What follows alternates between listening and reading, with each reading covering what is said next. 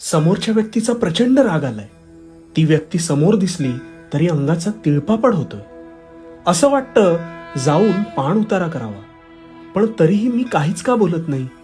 हेच सुरू आहे ना डोक्यात. मग अशा वेळेस काय करायचं ते शांतपणे ऐक. मुळात राग येणं हे जरी नैसर्गिक असलं तरी राग हा समोरच्याला नाही तर तुला मारक असतो. त्यामुळे ह्या रागामुळे तुझी चलबिचल होते.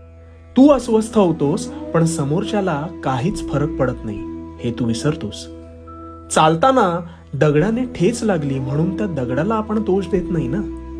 मी नीट पाहून चालायला हवं होतं हा विचार आपल्या डोक्यात येतो.